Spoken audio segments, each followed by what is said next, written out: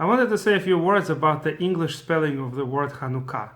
And I'm not going to claim there is one correct way of spelling. I don't think such a thing even exists. Just an interesting idea of why there are so many spellings and what they base themselves on. Now, there are cases when there is a standard way to, a standard algorithm, if you will, to transliterate words from one language to another. For example, we know that the Septuagint translation of the Torah into Greek, it had a reasonably consistent way of translating names and geographical locations, transliterating those names.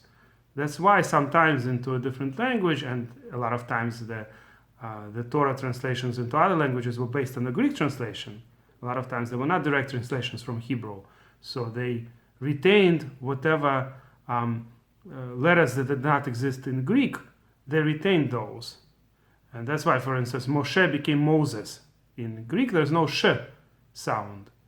So in most European languages, sh became s, even though they have the sh sound.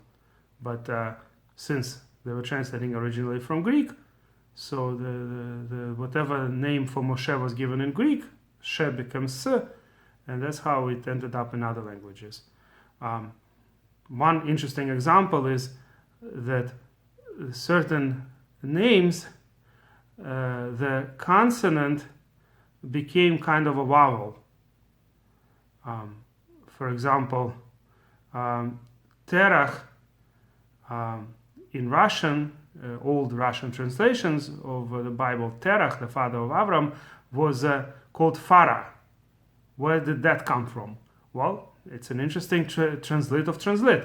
So first, T sound, which at least in some accents without the Dagesh is pronounced as th.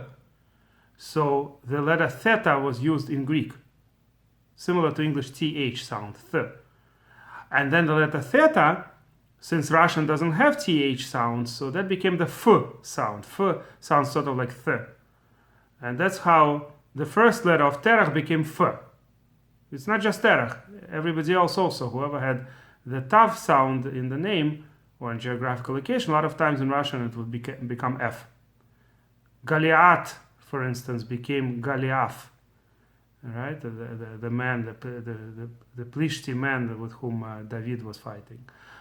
Anyway, so how did the last het become a vowel? Because in Greek, the Greek alphabet took from the ancient het the vowel eta. So that's why terach became farah. Which leads me back to Hanukkah and what would be the correct way to translate it into English. I don't think there is one correct way. Purim, there's no problem. I don't think anybody ever spells Purim differently than P-U-R-I-M. But with Hanukkah, there are a few ambiguities here. One question is how to deal with het. So most Ashkenazim do not distinguish het from chaf.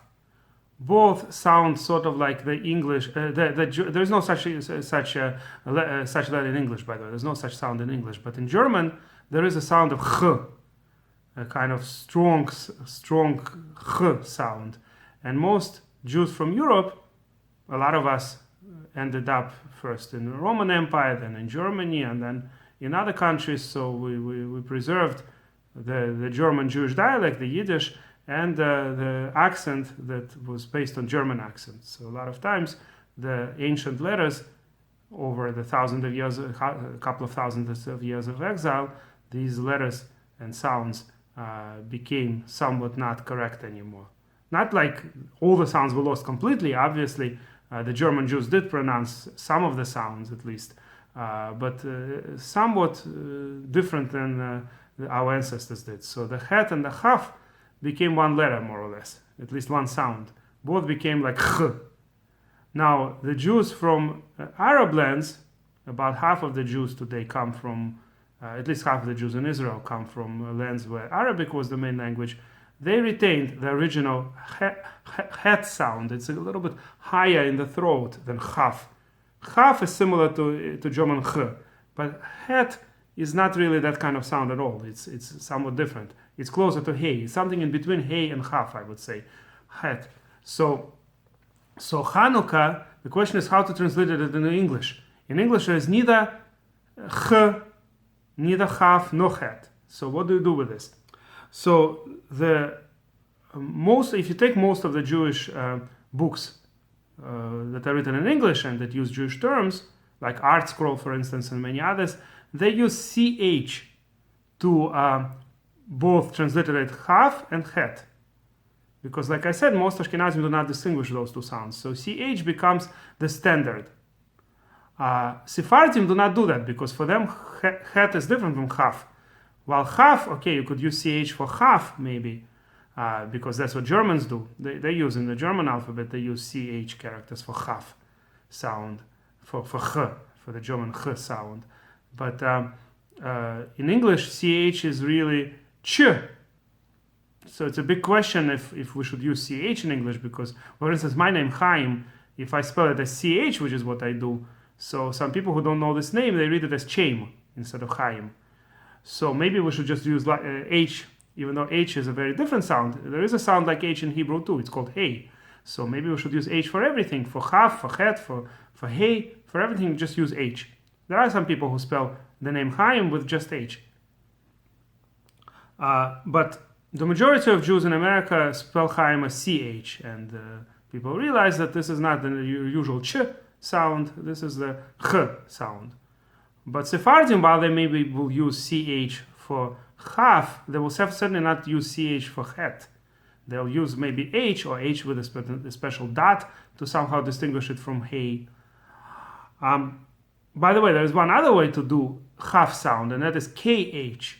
And the Russian cha sound, which is sort of similar, not exactly, but close enough, they also do that. A lot of people with last names or first names that have ch sound in Russian, they use kh as the spelling. And there are some scientific works you'll find in English, not so much by Orthodox Jews, but more scholarly works. They sometimes use the transliteration of kh for chaf, but again, not for het. So Hanukkah is definitely spelled with a het. So you'd expect, therefore, that we shouldn't be using ch. But like I said, most people do use ch for both het and haf. Most Ashkenazim do that in America.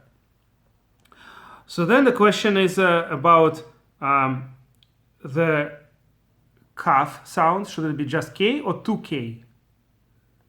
And at last there is a question of whether we should make the last hey sound an extra h. Should Hanukkah be ending with an a or with ah? Both possibilities are not wrong. There's nothing wrong with putting an extra h. Just like Torah, for instance, both spellings are in a sense correct. T-O-R-A or T-O-R-A-H. Now the truth of the matter is, if technically you wanted to spell and make the difference between h that sounds and h that doesn't sound, that is, in Hebrew, the last letter hey sometimes is just a pure vowel, but sometimes you do hear the hey also, the ha, right, like the English h at the end. The difference is whether it has a mapik, what's called a dot in the middle. It's not the Dagesh. It's somewhat similar to Dagesh, but it's not the Dagesh. Dagesh makes the sound stronger, like a dalet with Dagesh is as if it's two dalets. Or sometimes the Dagesh, there's two types of Dagesh. The Dagesh sometimes make a different sound. For instance, in most accents, bet and vet differ by Dagesh. So it's a dot in the middle. But in certain cases, the dot in the middle is called something else, called mapik. The most differences for mapik is when it's in the hey at the end of the word. Usually the meaning of this kind of mapik is when it's someone's, like in English we say hers, right? It's someone's with apostrophe s. Let's say it's Chaim's Torah, the Torah of Chaim. So we'd write Chaim apostrophe s Torah, right? So in Hebrew, the hey with mapik usually means that. Sometimes there are two identical words, and the difference with mapik makes a difference in understanding. For instance, tahara is purity, but her tahara is her purity. Tahara. There is a place in the Torah where Rashi specifically emphasizes that which hey has a mapik, which does not. So you'd think that technically the hey that has a mapik, you should transliterate with an h in English, and the hey that does not have a mapik, you should not transliterate as an h in English. So according to this, if you just want to say the word Torah, you shouldn't actually put H at the end, just T-O-R-A. But usually I think more people would prefer to spell with an H, I guess just to show that in Hebrew at least H, the Hey is written.